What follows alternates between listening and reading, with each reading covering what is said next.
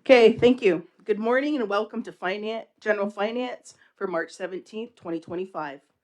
Attendance roll call. Let's start with Amos. Go ahead. Good morning. Top of the morning to you. Irish Day. Also, Carrie Bomberry is off on personal. Helen Miller will be 15 minutes late. Audrey Paulus Bomberry is off sick today. Go ahead. Dale Bomberry, Counselor, President and accounted for. I have Dean Hill. He's on Zoom. Go ahead. Greg Fraser. Hazel Johnson. Melba Thomas. Cynthia Jameson. Also have Elena Yep, I have Elena Van Avery on Zoom also, and Leslie Green is supposed to be joining us on Zoom. Okay, let's get started. Number 2, identification of media. I don't see any. So let's do number 3, changes, deletions, and adoption of the agenda. Is there a mover? Moved by Dale, seconder. Second by Cynthia. All in favor? Be opposed? See none, carried. Let's go to number 4. We have delegation this morning. Six Nations Farmers Association. Yes, please. Oh, is she? Okay. So the Six Nations Farmers Association will be talking about the white corn project. We're just asking them to come in.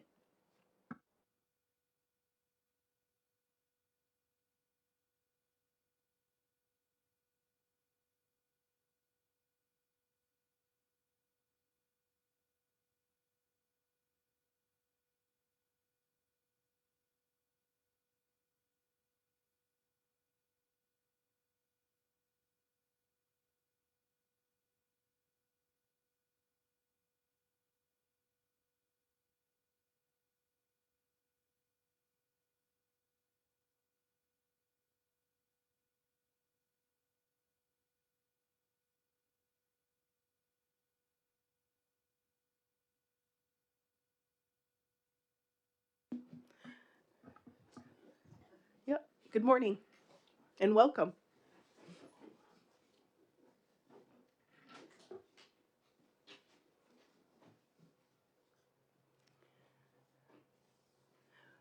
Can you introduce yourself and maybe who's with you, and then we'll get started, Frank? Oh, can you just push the button? Thank you. Good morning, everyone. Uh, Good to see everybody again. We're here to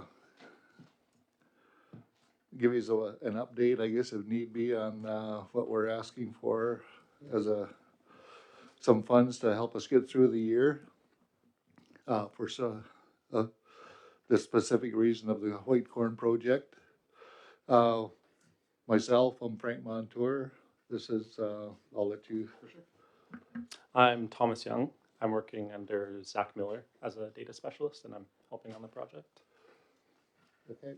And the rest of our crew back there, Ruby, Art, and Vera.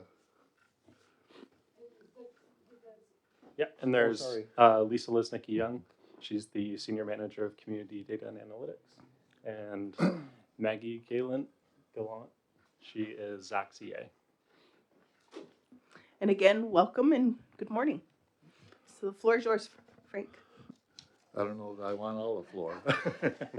I'll give it a whirl here anyways, but like I said, good morning to everyone. Just, I guess, a kind of an introduction to this corn project there. This has been happening for a lot of years. Going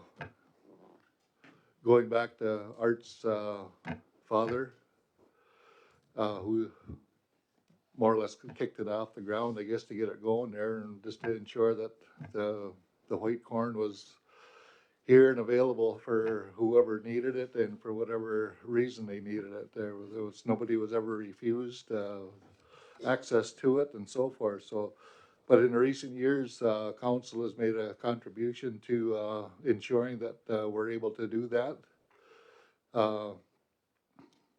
Like everything else, prices go up of what you have to deal with to ensure that this is put into the ground and in a timely manner, and the care of it after. along with the harvest and so forth. This year we've kind of changed a few, well, last year I should say, a few things were kind of changed around in the aspect of trying to accumulate some data to more or less back up our request for the funding as such and so forth. So uh, that's been achieved, and I think that results of that has been given over to Thomas and his crew here for them to put it down in layman's terms of how things are looking for us there. So with that, I'll turn it over to Thomas, and he can carry us through the process of what they've come up with. So I do have a slideshow. I am plugged into the HDMI. I don't know if it can come up there.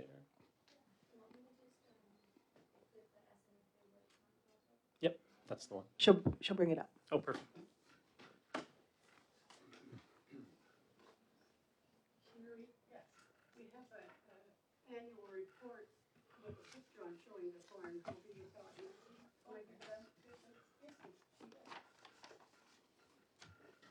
Is Grace Lansdale with you? Excuse me? Is Grace Lansdale with you guys? No? Okay, I just see these.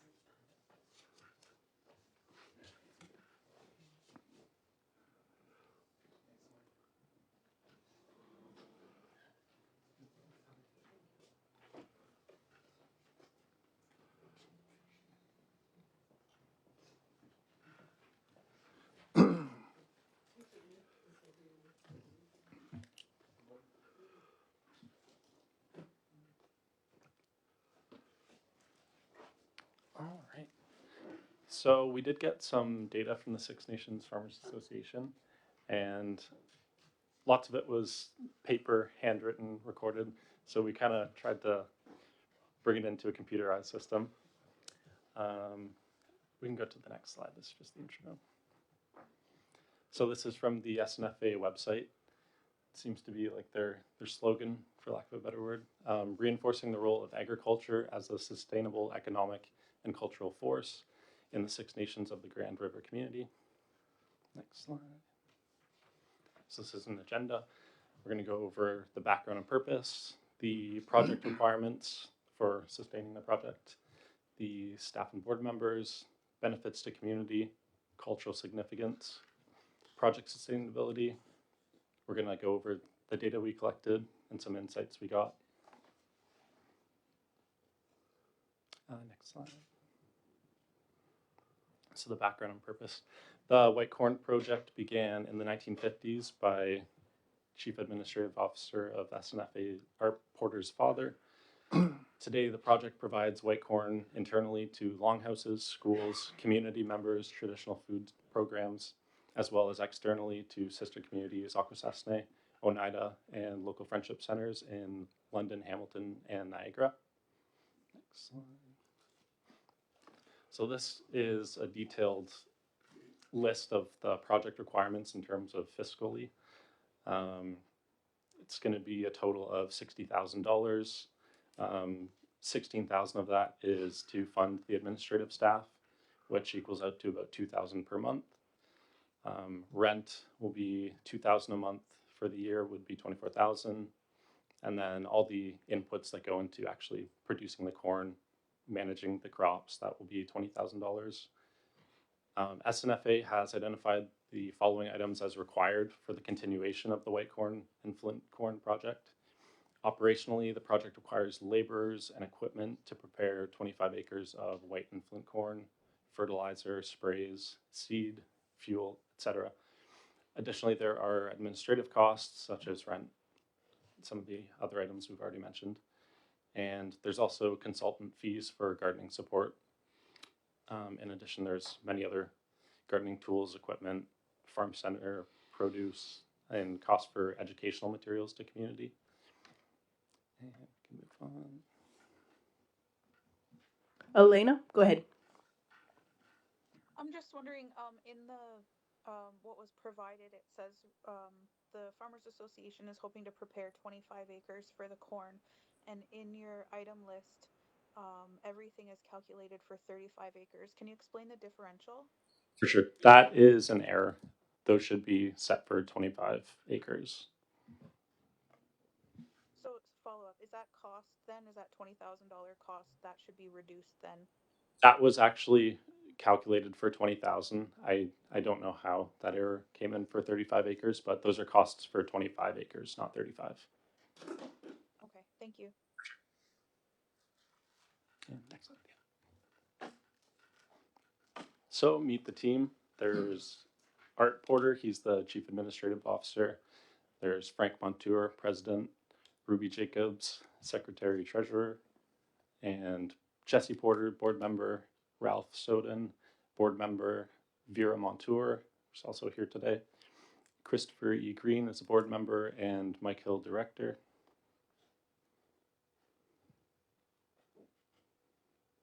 So the benefits to the community, there's many, but some of the main ones we identified were sustainability through creative industries, farmland, less cash crops, food security, local food for our people, economic growth, more spending within the community as opposed to buying food off reserve.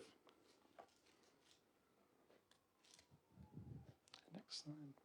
So the cultural significance, the corn's used in longhouses, traditional food programming, education, and it ties back to the creation story.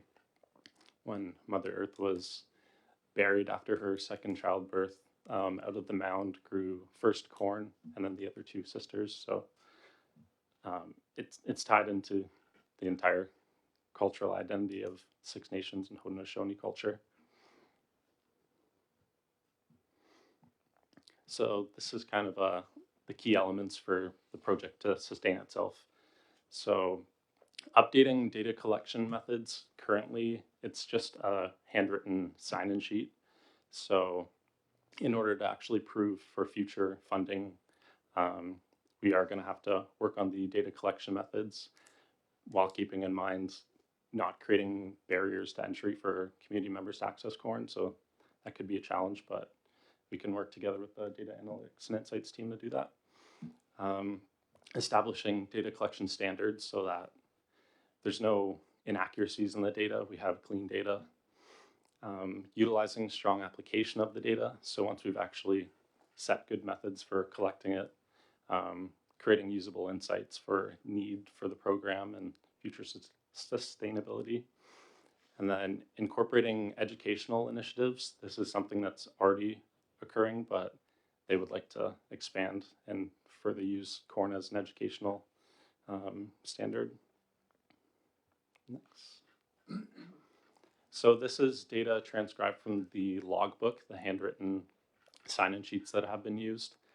And one of the limitations we found were that some people were coming in groups to pick corn together, yet only one of them maybe signed in for the whole group. So these are for sure numbers, but it could be almost double in terms of how many people were picking corn. And there's Monday to Friday corn picking hours, but as you can see, there's Saturday and Sunday data. There's actually many more people that come on the weekend. This is just what they're able to keep up with in terms of recording the numbers. And it seems like the end and beginning of the work week, people are stocking up corn, which kind of indicates that they're actually using it as a main food source. And yeah, those were kind of the insights that we got from the logbook.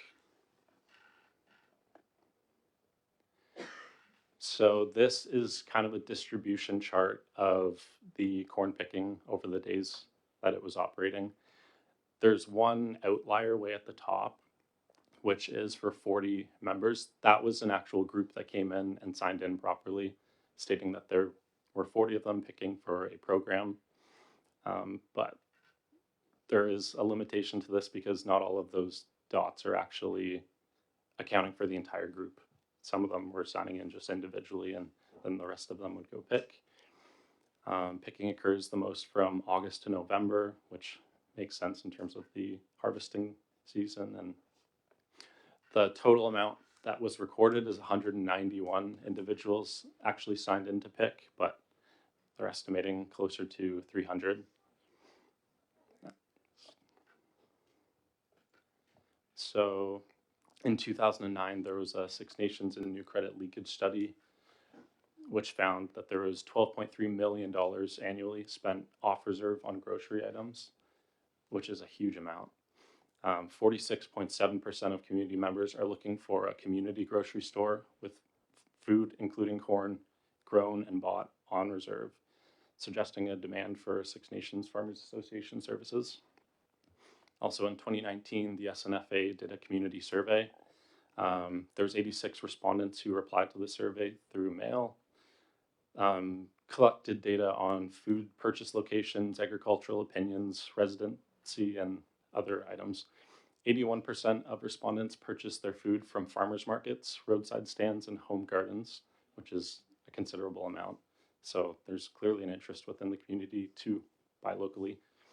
85% of participants expressed having some level of agricultural experience, whether it's working home gardens or growing up on a farm.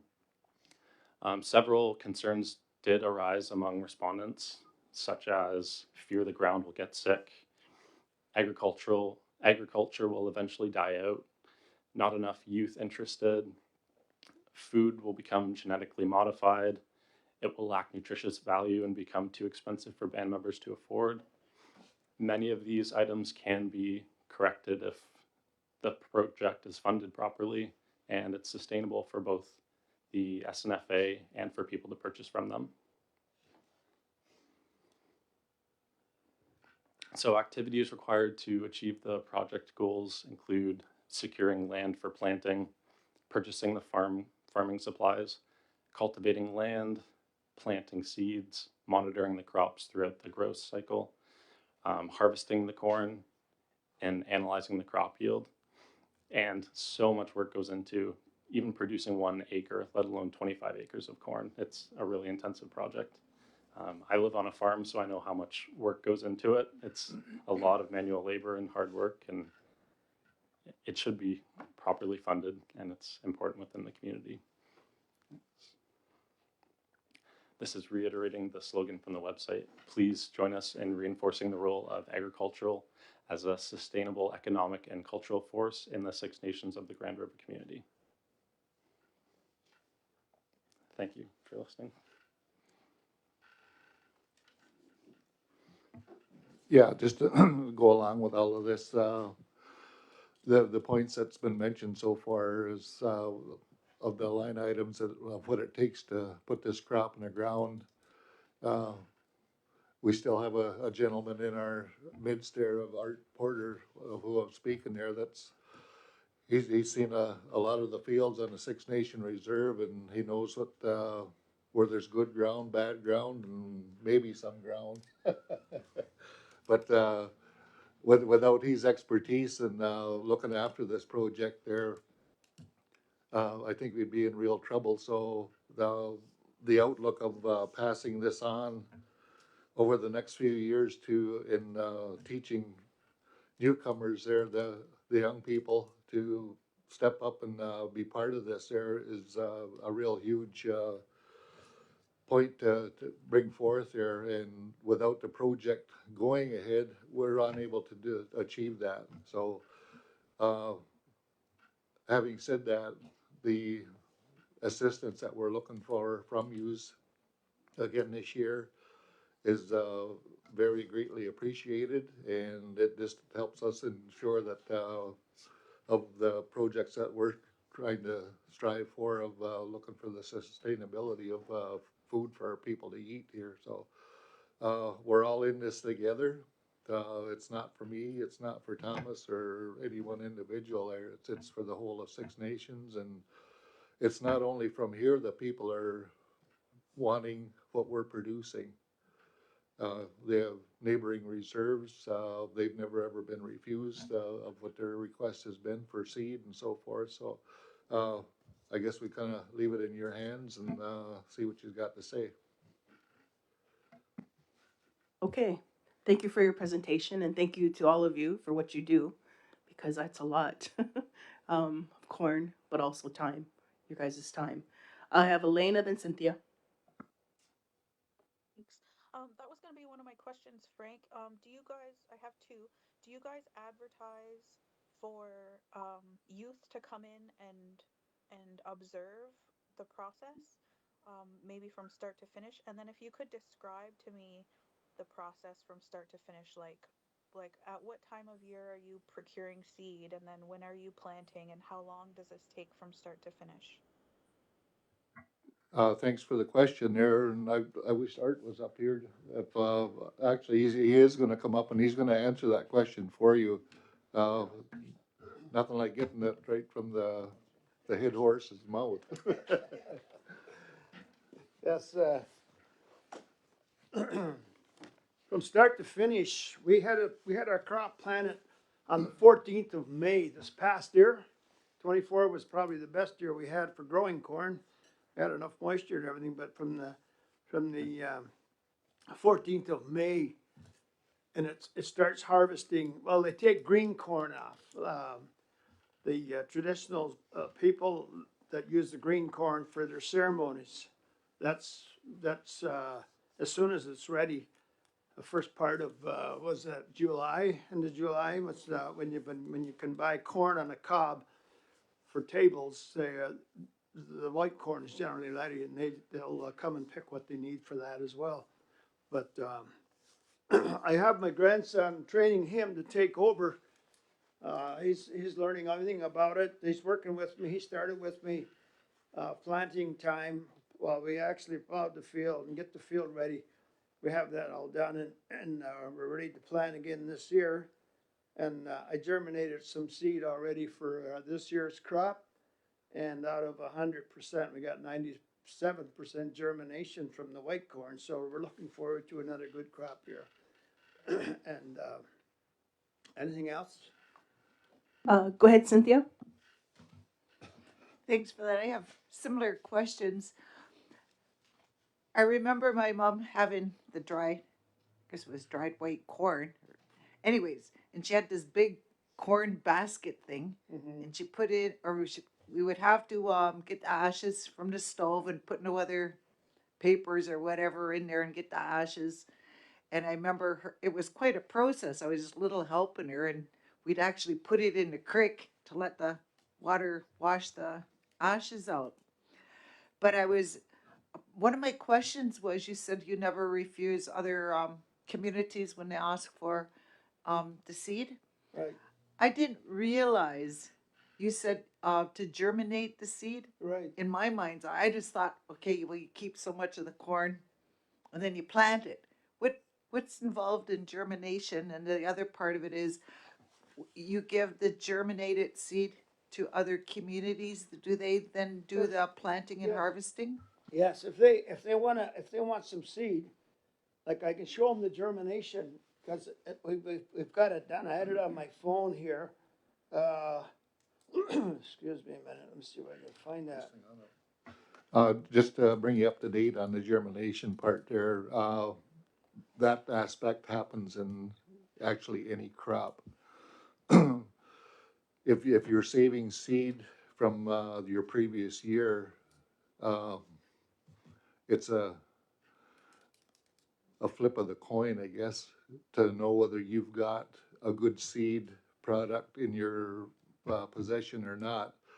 And just to ensure that, that's what people will do. They'll go get a handful of the seed that they've kept from the last year's harvest, count out 100 seeds, put them in their own little special plot and nurture them and see what happens over a couple of weeks. And usually about 4 days, you're looking at a sprout being formed, and it needs water and sunlight and so forth, just like us. And then that just ensures the growth of it. So it's pretty hard to put a bunch of seeds in the ground that aren't going to act like the ones that were up front and took the germination test.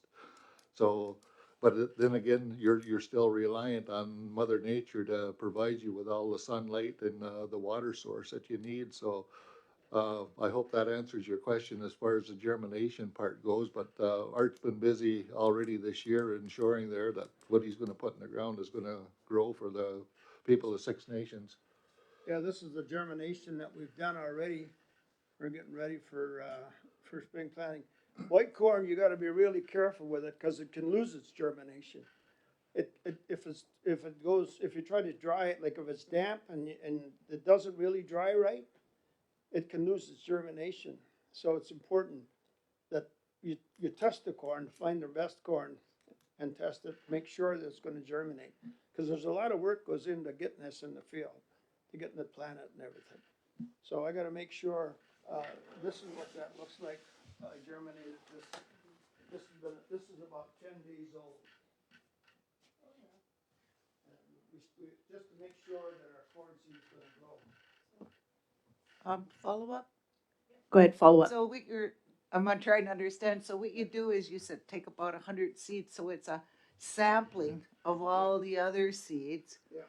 And you said in this case, I think you said there was 90%, 97% were Right. good. You understand? Yeah. What would you do, or does this ever happen that you would have significantly less that were good? What happens then? We increase our seeding rate.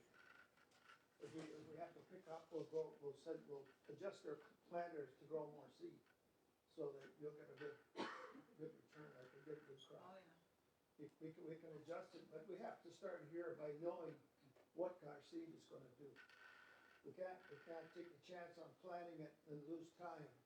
If it doesn't grow, you go out in the field, you see one plant here, one plant there. It's too late then, and you get behind it and the crop never really produces.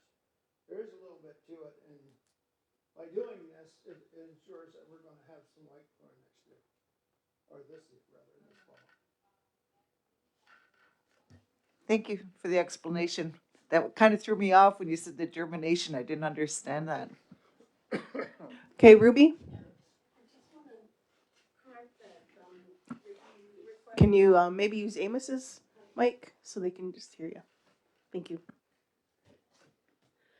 So where it said, it'll actually be 35 acres because Art said they would do 25 of white and 10 of blue. What is it? No. Flint corn. Flint. Little flint The corn. name slipped me.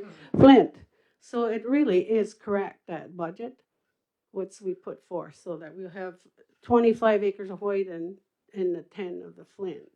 There's a lot of use for flint too in the ceremonies and so forth, as you know, Amos. So, and the people come for that, for all the ceremonies. Plus all the, when people's families, members pass on, there's a need for that and so forth. So trying to provide for it. Okay, I have Greg Vendale. Yeah, thanks for your presentation. Yeah, and thanks, Art. I know we at the Iroquois Caucus, you gave a good presentation on food sustainability. One of the things too, and then this is going to lead into my question, is about our connections to the Iroquois Caucus. But just before then, of course, ECDEV has transferred tourism over to us in what we're trying to do. We've got extra funding within tourism to provide more cultural awareness, not only to our visitors, but also to our own people. So we're looking to expand that in that realm in terms of one of these would be such as white corn planting and the harvesting and what it's used for, corn husks. As you know, everybody used to use corn husks for making mats and dolls and other things. So that's really good to see. One of the things too is with the Iroquois Caucus, we're trying to expand our, I guess our international, I would say, trade in terms of all the Iroquois Caucus groups. One of them, a specialty that could be in our area would be white corn. Right. So I think the market is there. The other thing too is cultural awareness. I think is really important for us now, as you know, is to get young people involved. Right. Tourism is going to be providing services for young people. Not alone, they're going to be looking at stuff like along the river, what we do along the river. One of them would be, we used to plant corn right on the flats there. Yeah. We had about 7-8 acres of corn, and then it was feed corn. But then side of that, my grandparents they planted white corn. So yeah, so I know the importance of that. So it sounds like a good initiative, and I know I'll support that. Thanks. Dale, then Alina. Good morning, folks. Thanks for your presentation. Just a question I have is, and I know it's not in this little flyer that you hand out or in your update report, was just the location. I don't know if it's the same, so I know we're broadcasting live here, so I don't know if maybe come fall time, we could have more documentation so that more of the community members know exactly where your location is. So I don't know, we can do some follow-up later on for more advertising, I guess, when it comes time for harvesting, just on the location of where the corn is. Yeah. We always put it out on the radio or in the paper, right, Ruby? It's always out there. And, generally the word of mouth too, it gets around and people know, you know, they'll find it because they know the season's ready and the corn is ready and they're looking for it. So a lot of times, but you know, we can, double up on that as well, putting that out there.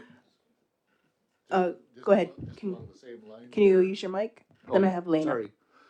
Just along the same lines there, what Art said there, this, growing of the white corn is really no different from the, like, I'm gonna call them domestic crops there that the rest of us are into and so forth there, but, you need to swap out your locations just to ensure that you're not over harvesting or over planting the same crop on, the same chunk of ground. So good ground is always in need of for projects like this, and I just throw it out there, but I don't know what, 5 acre plots there, if there's anything in that range, are more than welcome to be, advertised to us there for the use of this project. Elena? Thanks. You identified some fundraising activities in your documents here, and just because the community doesn't see this, or I don't know if you share it with the community, could you share now what your fundraising activities were and where you spent those funds? The fundraising, aspect of what the farmers group goes through on a yearly basis, uh, over the last year, and I guess well, last year was the first year that we tried, the golf tournament. Uh, that was kind of it didn't go over as well as we had planned and we were hoping for. Uh, there's a huge expense to it, and the penalties and what you get back if, you don't have the people there to support you, it doesn't prove too worthy in my mind anyways, but, that's just me.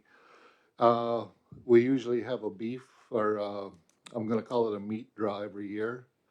And there was a couple of years back, we had, two of them, I think, but, we put up, one beef, which, creates prizes of, 4 quarters.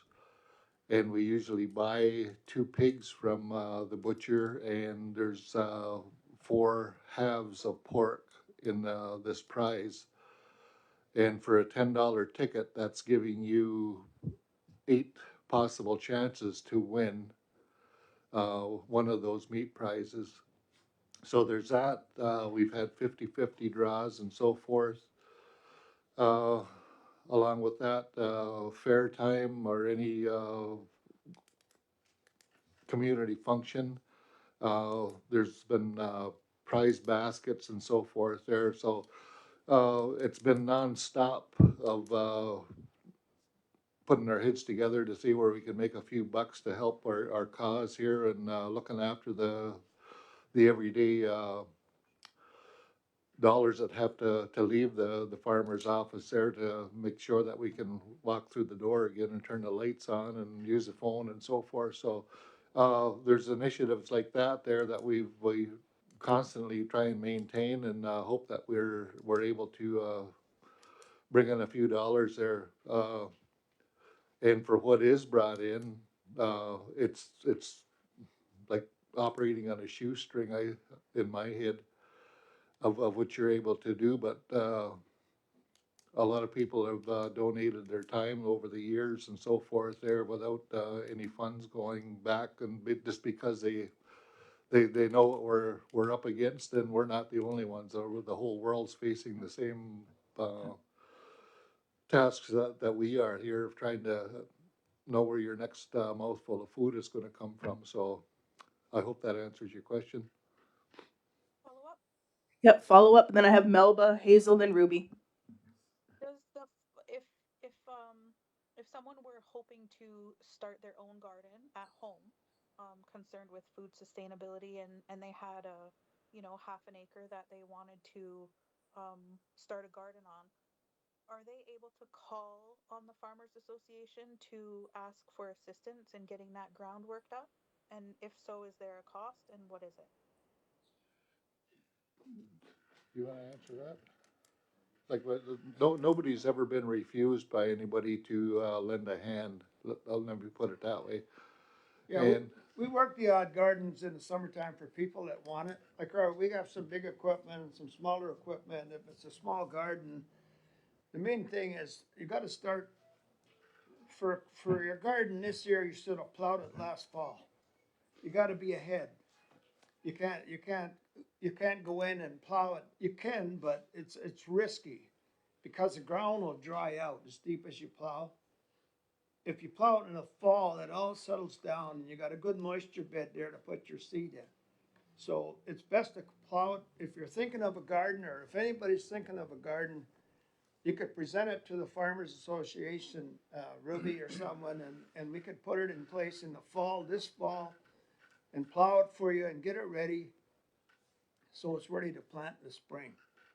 I've seen them try to plow in the spring and try to plant it, and the ground, if you have a dry summer, you're gonna get a very poor crop, if anything. and as far as your fertilizer goes for your garden there, I've got a huge pile in the front of my barn there of some of the best fertilizer in the country. So It is, yeah. everyone's more than welcome to give me a call, and I'll load a truck up for you or whatever you want. Melba. Yeah, thanks. Um, you've quite quite an effort into your fundraising. Yeah, and Art mentioned the golf tournament, and I don't know if you've tried money draw, because we have a lot of our golfers who are not interested in prizes anymore. They're interested in money, and it pays for itself through the Yeah. yeah. So anyway, I wanted to ask you, you mentioned a monitor that you have. How do you handle um, non-natives coming and getting corn? Is it similar to bread and cheese, or how are you managing it? Because I know what our culture says, if somebody's hungry, you certainly feed Yeah. them. Yeah. I'll let Art answer Yeah, everybody's welcome. Like, there's not very many non-natives come in and get corn, white corn. There's not, and Ricky's our monitor. He's down there all day, and and sometimes they they'll come in on a weekend, but we try to be fair with everybody. If they know how to make corn soup and their skin's a little different color, they're welcome. I don't like we've got some good sized coons there too. We don't deny them their meals. Hazel, then Ruby. Yeah, I was just gonna ask, when other communities need corn and they come to get corn here, do you sell it or do you just No, give it? we just give it to them. Oh, We don't sell anything. that's great. Yeah. Yeah, because I think everything associated with the Farmers Association and their endeavors to feed people Mhm. is right now, I think, really important more than ever in our lives because of Trump's shenanigans. Right. Like, if you hear the farmers on CNN and all of them, Mhm. I don't know what's going to happen in this world. So I think if we stay ahead of the game, just like when COVID hit, Mhm. this reserve was said to have the best preparations ready to deal with COVID. Right. So let's have the best food sustainability for everybody. Mhm. And if anybody comes hungry, we can help them as well. Sure. So that's how I see it, and I always would support you. Mhm. I don't think I'm prejudiced, I'm just a farmer girl. Yeah, no, well, we appreciate that. Uh, Rick here, my assistant, he'll go out and pick corn for people that's handicapped. Say somebody comes in that's handicapped and a lot of them just like to see the corn, but he'll go out and pick them what they want as well. And, which is a big help to a lot of people. Nobody goes away without getting what they want. We make sure of that. Ruby? And then Amos.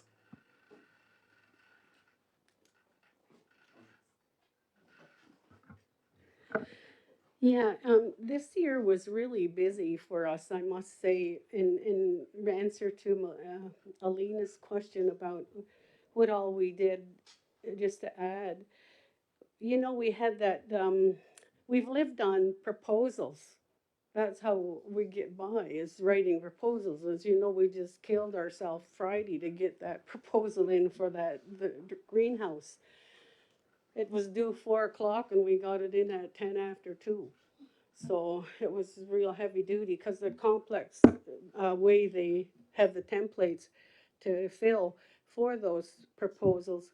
But we did that from the summit. We had an agricultural summit to try and tell the community about the white corn, not white corn, but the farm center project, and followed up with an ag day in the fall and invited everybody and all the schools and so forth to try and bring to the people where we're at with that project, because that implementation plan is ready to go.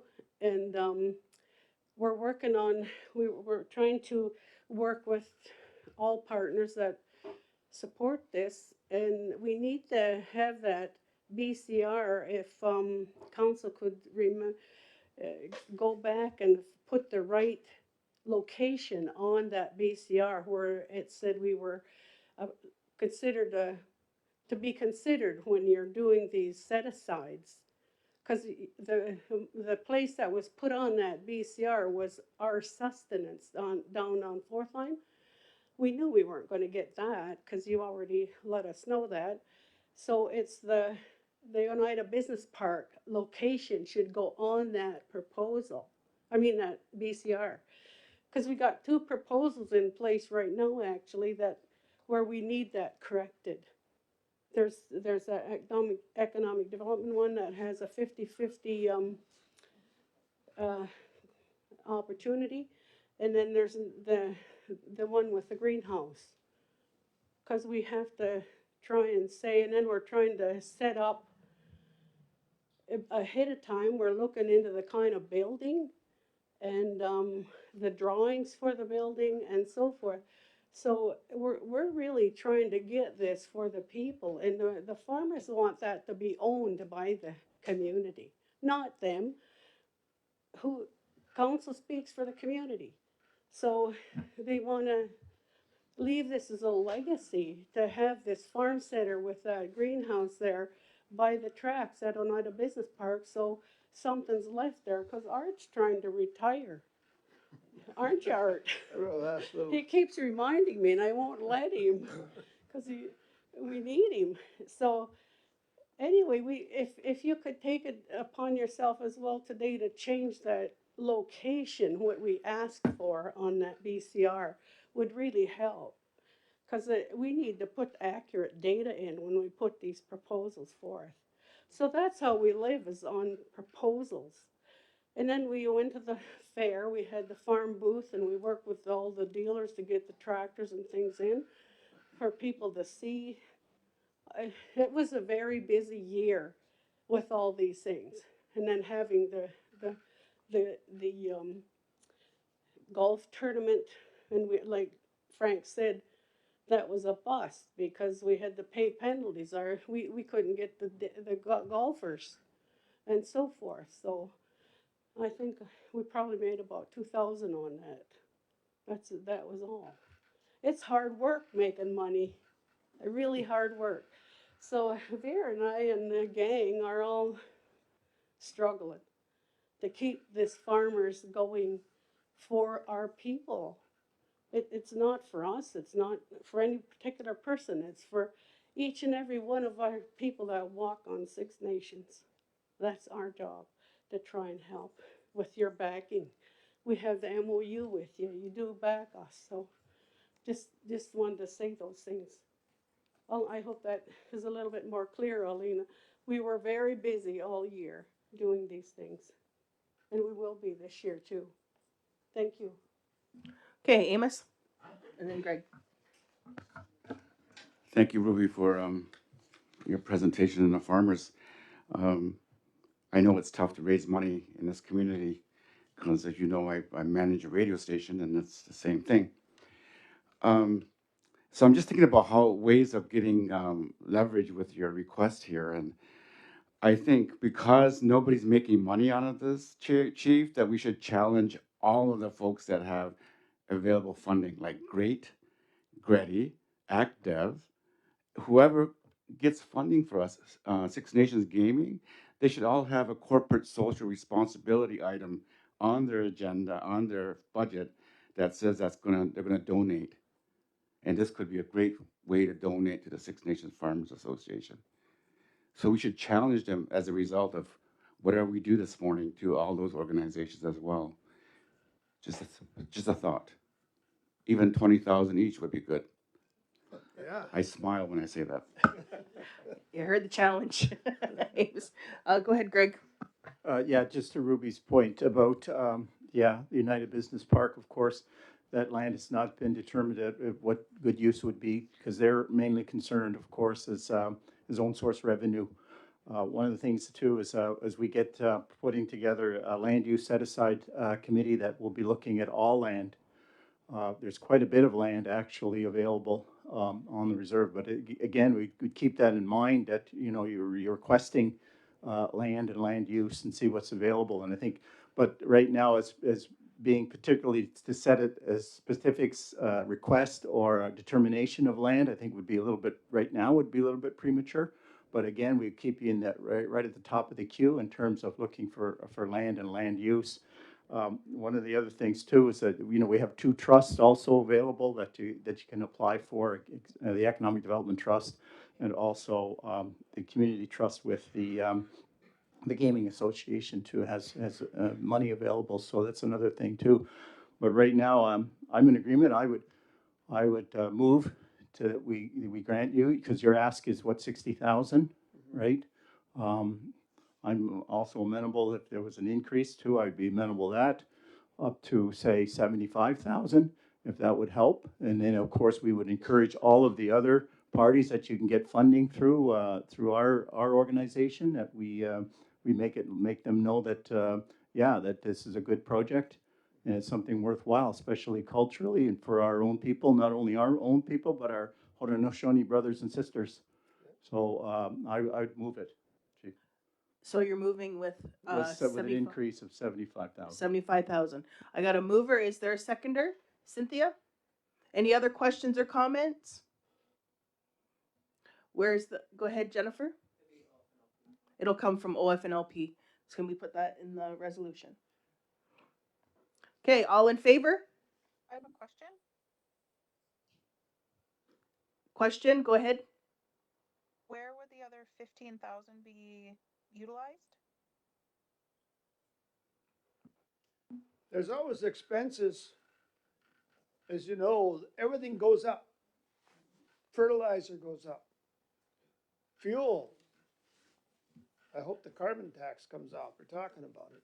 But everything repairs.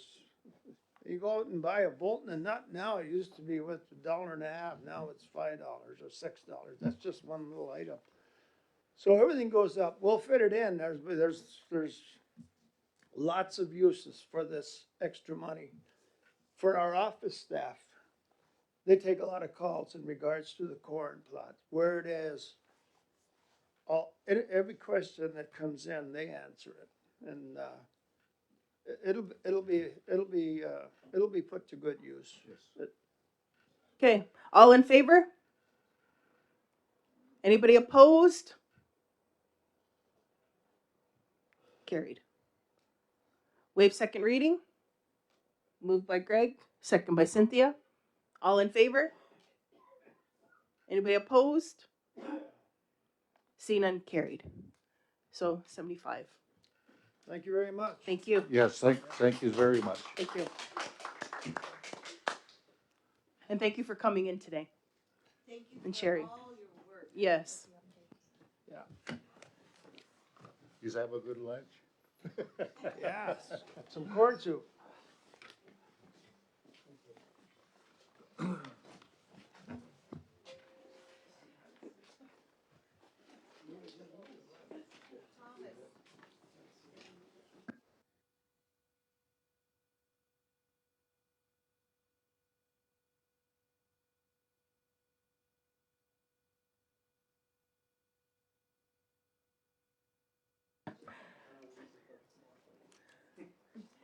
Okay. Bye. Okay, let's go to number 5. Adoption of the general finance minutes for March 3rd, 2025. There's no questions or comments. Is there a mover? Moved by Cynthia, second by Hazel. All in favor? Anybody opposed? See none, carried. Let's go to number 6. Indigenous Service Canada Comprehension Funding Agreement, Amendment number 155. Go ahead, Jennifer. Thank you, Chief. Good morning, Council. So item number 6 is for the Indigenous Services Canada Comprehensive Funding Agreement, Amendment number 155, which is for the current fiscal year. So it reads, whereas Six Nations of the Grand River Elected Council has entered into a 5-year comprehensive funding agreement with Indigenous Services Canada, and whereas comprehensive funding agreement Amendment number 155 has been received for council approval and signatures. Therefore, be it resolved that Six Nations of the Grand River Elected Council approve and sign the following comprehensive funding agreement amendment number 155 for fiscal year 2024-2025 between His Majesty the King and Right of Canada as represented by the Minister of Indigenous Services and the Six Nations of the Grand River. Amendment includes additional funding for the following departments, programs, or projects. LEDSPA targeted lands, cost for additions to the reserve, $81,450. Indigenous early learning and childcare programs and services, $3,713,762. Indigenous early learning and childcare governance, $219,488. Indigenous early learning and childcare major projects capital, $972,857, and First Nations Children's Housing Fund on reserve, $6,267,684. Okay, is there a mover? Okay, is there moved by Melba? Is there a seconder? Is there a seconder? Second by Greg. Question, go ahead, Amos. So Jennifer, who's going to get this funding? Like these items here, who manages them? All of these items, with the exception of the additions to the reserve item, is managed through the Social Services Department. Okay. Any other questions or comments? Go ahead. I was just wondering whether we could put that in the motion. Just because it's our historic record, we need to know where this money went to. It got here, and if we could put that's going to go to social, and the one for added to reserves is going to go to where? Jennifer? Addition to reserve? Yeah, I believe that goes to Lands and Resources. Pardon? I believe that goes to Lands and Resources. Okay. Or, sorry, Lands and Membership. I think we should.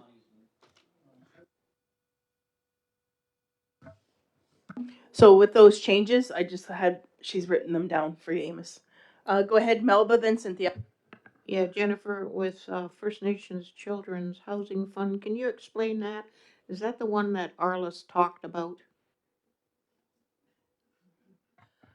I'm not sure if it's specifically what Arliss talked about. Yeah. But it's part of the Jordan's Principle and all of the stuff that has happened recently.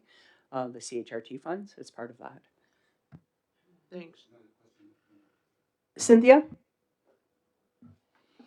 My question was similar for the last two items on there. They're all early learning, 972,000 plus, and the Children's Housing Fund on reserve 6,267,000. I was wondering that as well.